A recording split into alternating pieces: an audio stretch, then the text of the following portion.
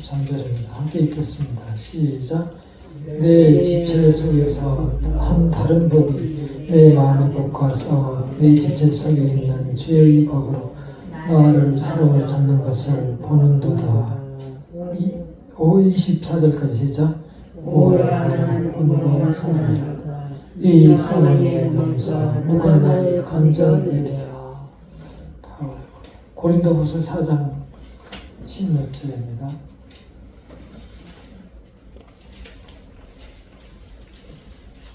고린도후서 4장 16절 시작. 그러므로 우리가 낙심하지 않으면 우리의 겉사람은 낡아지나 우리의 속사람은 날로 새로워지도다. 날로 새로워지도다. 우리가 이 세상의 여러 가지 어려움, 고난 속에서 힘든 나날을 이렇게 살아가고 있지만 우리의 속사람은 날로 새로워지는 성도님들이 되시기를 간절히 기원합니다. 살아가면서 느끼셨듯이 하루도 어찌 보면 어려움이 없는 날이, 고난이 없는 날이 없는 것 같습니다. 고난을 피하고 편안하게 살아가려면 세상에 잘 협조하면 됩니다. 그 세상 사람 살아가는 방식대로 따라가면 무난하게 살아갈 수 있습니다. 그래서 이것저것 가리지 않고 세상 사람처럼 사교와 협작과 또는 그들이 원하는 곳으로 따라가서 살아가면 우리에게는 큰 어려움이 없고 또 육신의 즐거움을 이 생에 안목의 자랑을 하면서 이 세상에서 편안하게 살아갈 수 있습니다. 오전에 보셨듯이 우리가 세상을 사랑하면 우리 마음속에 하나님을 사랑하는 것이 있어요, 없어요? 없습니다. 분명하게 말씀. 많은 사람들이 이 두 가지를 오해하고 착각하는 경우가 많습니다. 이 세상에서 화평을 누리면서 하나님을 잘 믿을 수가 있다. 결론적으로 맞는 얘기인데 자세히 보면 다를 수 있어요. 틀릴 수 있어요. 뭐냐면은 하나님의 말씀을, 하나님을 나의 중심에 주님으로 모시고 삶으로 인해서 주님이 주신 축복을 누리면 그 사람은 틀림없이 행복한 삶을 이 세상에서 살아갈 수가 있어요. 그러나 하나님을 믿지 않고 이 세상 방식으로 살아가다 보면 잠시 잠깐 육신의 즐거움을 누릴 수가 있고 우리 눈에 보기에 영광을 누릴 수가 있지만 결국은 끝내 매우 싫어하는 그러한 자기가 원하지 않는 곳으로 가게 되는 것입니다. 그러한 내일과 미래 최종적인 심판이 없다면 우리가 믿고 따르는 것이 다 헛것이 되고 마는 겁니다. 그래서 우리는 이러한 우리가 살아가는 길에서 힘들다고 해서 하나님이 없다. 왜 나에게만 축복을 주시지 않는가? 이러한 고민에 빠져서는 안 됩니다. 우리 육신의 삶이 한편으로 힘들지만 우리의 영혼 한편에서 영화를 누리고 있어요. 왜냐? 하나님을 의지하고 살아가기 때문에. 세상 사람들은 육신적인 목표를 두고 살아가기 때문에 그게 내 계획대로 되면 100% 성공해가지고 만세를 부르며 살아갈 수 있어요. 그러나 우리는 그걸 보면서 기뻐하지도 못하고 또한 슬퍼하지도 못하고 이렇게 살아가는 경우가 참 많아요. 그게 이제 믿음이 부족하기 때문이에요. 우리가 전적으로 하나님 편으로 서버리면, 다시 말해서 나의 주인이 하나님이라고 생각하고 살아가면 그런 게 하나도 부러우지 않을 수가 있어요. 근데 우리가 자꾸 그 두 가지를 동시에 하려다가 보니까 그게 결코 있을 수가 없는 일이거든요. 사실 하나님이 온 우주 만물 인간까지 다 창조하셨는데 어떻게 하나님과 세상을 동등시 하느냐고요. 그걸 만드시니가, 사람을 만드시니가 하나님인데 어떻게 똑같이 생각하냐고요. 토기장이가 그릇을 만드는 사람이, 어떤 사람은 어떤 것은 이렇게 귀히 쓰려고 좋은 컵을 만들고, 어떤 사람은 밖에 장단지 만들려고 크게 대충 만드는 건데, 만든 사람이 그렇게 만든 것을 어떻게 우리가 그걸 거부할 수 있냐고요. 이 밖에 있는 장독이 뭐라고 할 수 있겠어요? 성경에 나와 있는 얘기예요, 그게. 그래서 우리가 그것을 가지고 하나님 앞에 도전할 수 없어요. 도전하더라도 소용도 없지만 무익한 것이고, 우리의 가는 길이 하나님께 나아가는 좁은 문이기 때문에 어려운 거예요.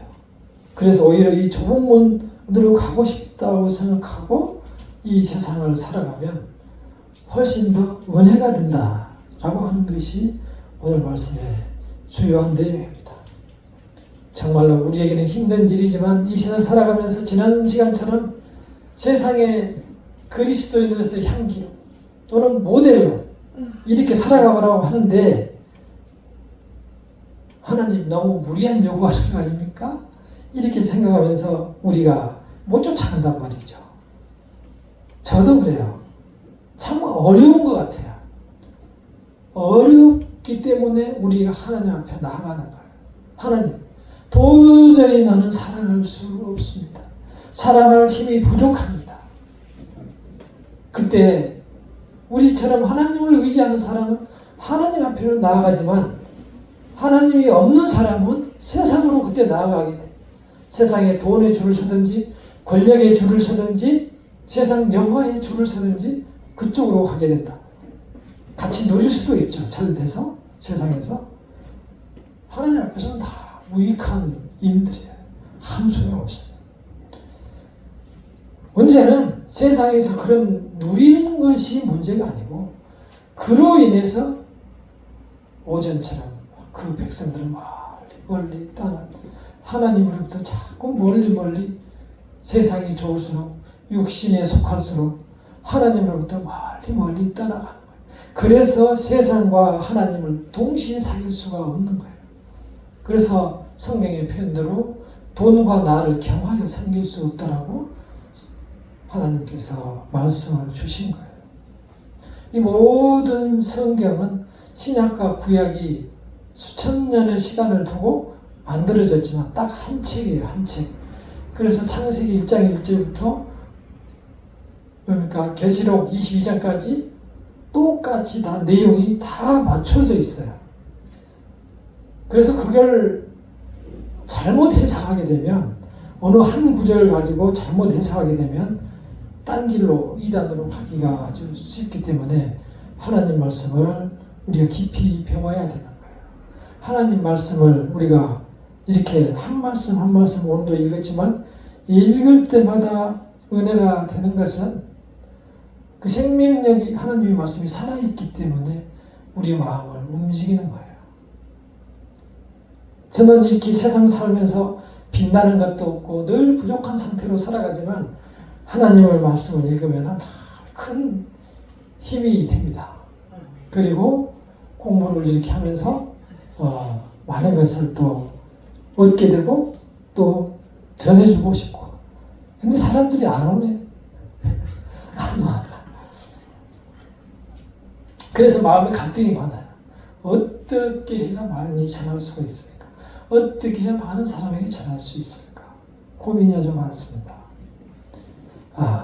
하나님께서 필요하실 때에 또 저가 더 말씀을 잘 전할 수 있을 때에 말씀을 전할 기회가 주시리라 생각되고, 또 우리 성도님들께도 제가 하나님의 뜻을 잘 알아서 잘 전할 수 있도록 어쩌면 이러한 기간들이 많은 또 훈련이 되지 않겠는가, 그런 생각도 합니다. 그래서 이 말씀들을 우리가 보면서 많은 묵상과 또한 성령의 인도를 받아야만 됩니다.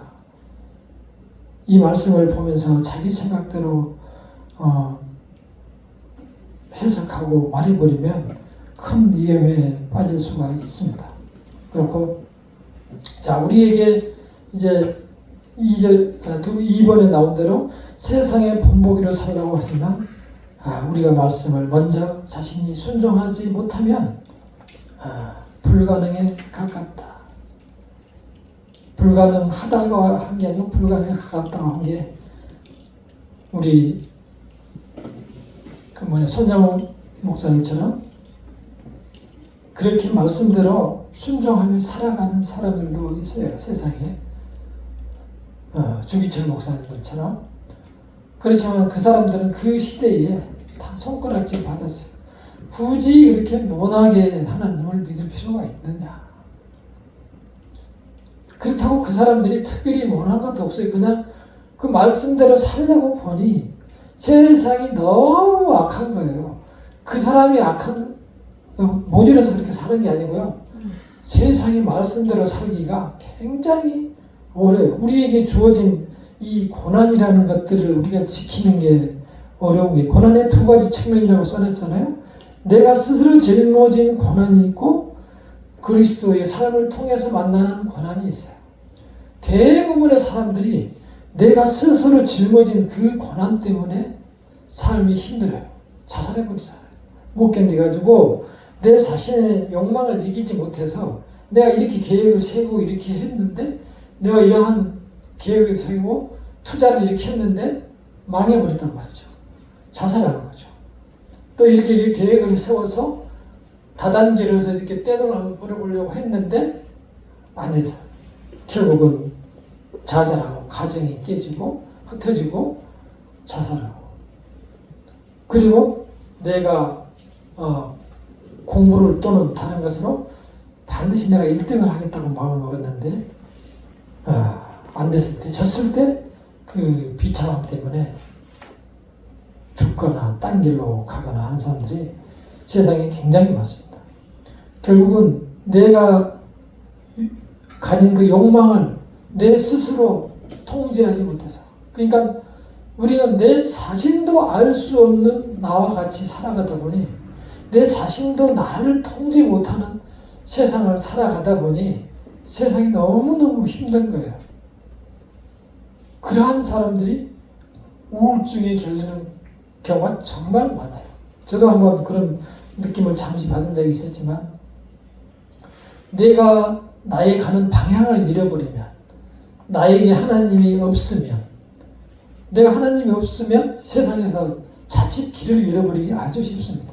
살아가야 될 목적과 목표가 없는데, 하나님의 자녀로 있는 동안은 내가 하나님을 볼 것이길, 하나님과 더불어 살아가기 때문에 어떠한 상황에 있든지 기쁨과 또 소망 속에서 살아가게 되는데, 하나님이 그 속에 없으면 늘 우울하고 뭔가 허전하고 외롭고 괴로움에 빠져 들어가게 되는 거예요. 그러나 하나님이라는 신은 언제나 어디서나 계시는 분이고 또 나의 기도를 언제나 들으시는 분이에요. 중요한 것은 내가 그걸 느끼느냐 못 느끼느냐 하는 것은 내가 그 말씀대로, 이 주신 말씀대로 사느냐 안 사느냐, 또는 그 상황에서 이 말씀을 내가 묵상하느냐 안 하느냐, 여기에 우리의 삶에 또는 하나님의 성령의 임재가 달려 있는 겁니다. 자꾸 성령의 임재라고 해가지고 어디에서 불처럼 쏟아지는 그런 것만 생각을 하시는 분들이 많은데요. 자신이 그 능력을 행하는 사람이 하나님의 말씀대로 순종하고 살지 못하면 그것은 성령의 역사가 아니고 마귀의 역사일 수 있어요. 그리고 그러한 영을 받아가지고 또 다시 거기에도 마귀가 역사할 수 있어요. 따라서 우리는 이 하나님의 말씀을 늘 마음에 묵상하며 살아가는 것이 중요합니다. 그래서 고난이 왔을 때는 이것이 나에 의한 고난이 아닌가. 남이 주는 고난도 많은데 내가 가진 그런 욕망 때문에 힘들게 살지 않는가 한번 생각하면서 하나님께 기도하시고 하나님께 의뢰하면 대부분이 해결됩니다. 두 번째 고난은 그리스도의 삶을 살면서, 예를 들어서 믿지 않는 가정에서 혼자 신앙을 지키기 위해서, 또는 믿지 않는 사람들의 모임 속에서 모임을 하기는 해야 되는데 내 혼자 거기서 신앙의 힘으로 버티고 살아가려보니 세상 사람들로부터 따돌림 당해야 되고, 그러한 어떤 어려움, 더 나아가서는 옛날에는 교회를 다닌다고 핍박을 하는 가정들이 꽤 있었어요.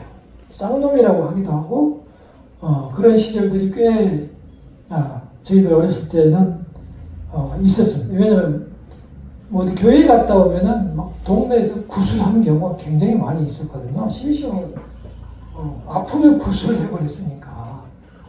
근데 이쪽 동네 옛날에는 그런 굿이나 무슨 점쟁이들이 꽤 많이 있었어요. 다 어디로 도망가고 없는데 재개발을 하면서 다 쫓겨나가지고 요즘 가버리 없어요.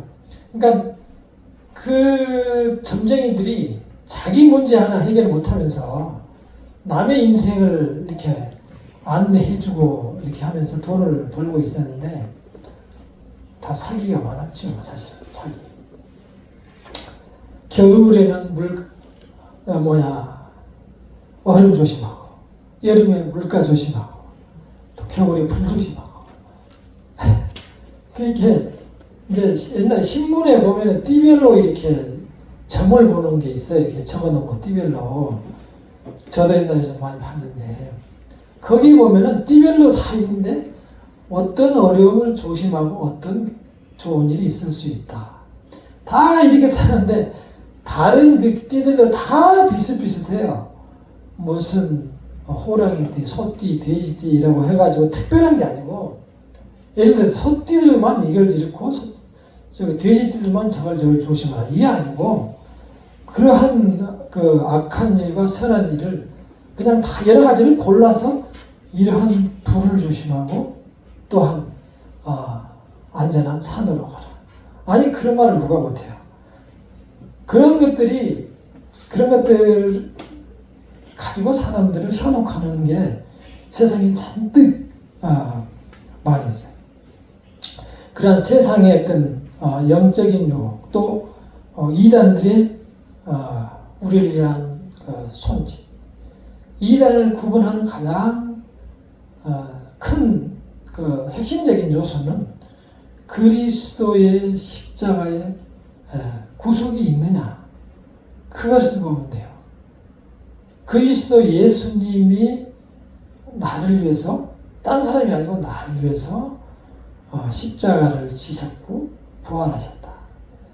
그 믿음이 있느냐 없느냐가 가장 중요합니다. 그거를 딱 한 방에 우리가 구분할 수 있어요. 그래서 다른 사람이 아니고 그리스도 예수께서 내 자신을 위해서 십자가를 지시고 나의 죄를 쓰시고 3일 만에 부활하셔서 천국을 하셨다. 이걸 내가 고백할 수 있고 그쪽에서도 그걸 고백하면 대부분 옳은 종교입니다. 간단해요. 네. 그래서 이 세상에서 나를 지키며 이렇게 고난 중에 살아가는데, 그러한 세상에 여러 가지 유혹과 어려운 일이 있을 때 우리가 해야 될 일은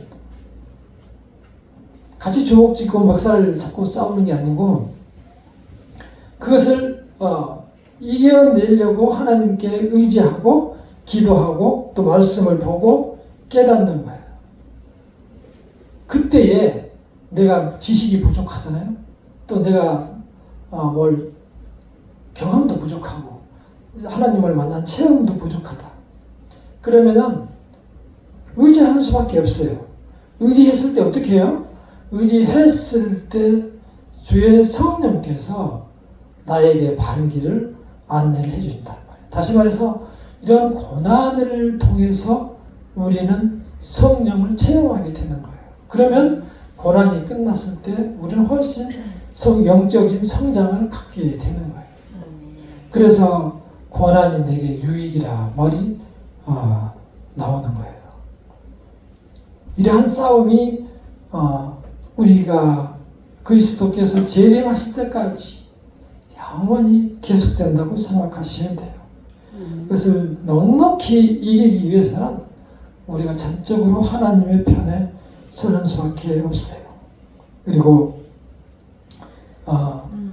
고난 중에 비번에 나와 있듯이 고난 중에 우리에게 하나님께서 큰 위로로 함께 하십니다. 그러니까 고난이 클수록 우리가 더 큰 은혜가 있다고 생각하시면 돼요. 우리가 우리의 은혜의 삶을 방해하는 것은 전쟁이나 기근이나 그런 것들이 아니고 오히려 세상에서 먹고 입고 자고 사는 것들이 넉넉할 때 우리가 세상의 마음을 뺏기고 그러다 보면 어떻게 되죠? 하나님을 의지하지 않게 되죠. 넉넉하니까. 하나님 없이도 살아가기에 별 지장이 없으니까. 따라서 우리는 이러한 주어진 세상에 있는 것들을 감사함으로 받을 수 있어야 돼요. 감사함으로 받는다는 그 믿음은 하나님께서 나에게 주셨다는, 충분히 계신다는 그러한 믿음이거든요. 그렇지 않고 이걸 내가 노력해서 이렇게 얻었으니 다 내 것이다 라고 생각하는 것은 자칫 내 마음대로 그걸 누림으로써 하나님께 감사하지 못하고 내 마음대로 세상에서 하나님과 독립해서 잘 살아보겠다고 해서 자꾸 또 더 얻으려고 세상으로 가다 보면 저 멀리 안 보이는 데까지 가게 되는 거예요. 그래서 우리의 믿음을 철저히 하나님께 의지하고 살아갈 때 낙심하지 말아야 할 것은 그 중에 하나님께서 함께 계시고 그 중에 나의 믿음이 성장된다. 그리고 내 혼자 견디기 힘들면 교회를 가지고 나와서 성도들하고 같이 함께 기도하고 또 그래도 부족하면 말씀을 보고 또 협력해서 기도하고 여럿이 그렇게 해서 어려움을 이겨나가야 합니다. 우리가 내 자신이 하나님의 말씀을 바로 쓸 때 그때만이 우리는 가장 큰 평안을 얻을 수가 있어요. 세상의 것으로 돈을 많이 벌고 세상의 것으로 명예를 많이 얻고 세상의 것으로 내가 영광을 많이 얻었다고 한들 그것이 없어지면 다시 무너지게 돼 있어요. 그리고 우리가 이렇게 이만큼 세상을 살면서 보았듯이 주변의 환경은 계속 변합니다. 있던 사람들이 어느 순간 가버리고 또 잘 살던 사람이 어느 순간 큰 어려움을 당하고 또 어렵게 살던 사람은 오늘 확 피면서 살다가 또 지기도 하고 그러한 것을 보면서 우리는 그러죠. 갑자기 그런 일이 생기대 그러면서 갑자기 그런 거 하나도 없어요. 갑자기 그런 거 하나님이 미리 다 예고 경고를 다 주셨고 말씀으로 다 성경에 주셨는데 우리가 믿고 따르지 않았을 뿐인 거죠. 그냥 모든 어려움과 갑작스러운 고난으로부터 평안을 지킬 수 있는 방법은 그리스도 예수를 믿고 살아가는 수밖에 없어요. 그렇게 되면 큰 어려움도 없어요. 큰 어려움 자체가 없어요. 그 문제보다 훨씬 위에 계시는 문제의 주인 되신 하나님께서 우리를 보고 계시기 때문입니다. 그래서 어려움 중에 주님을 바라보며 승리하시는 성도님들이 되시기를 바라겠습니다. 아멘. 어떤 것들은 남은 것들은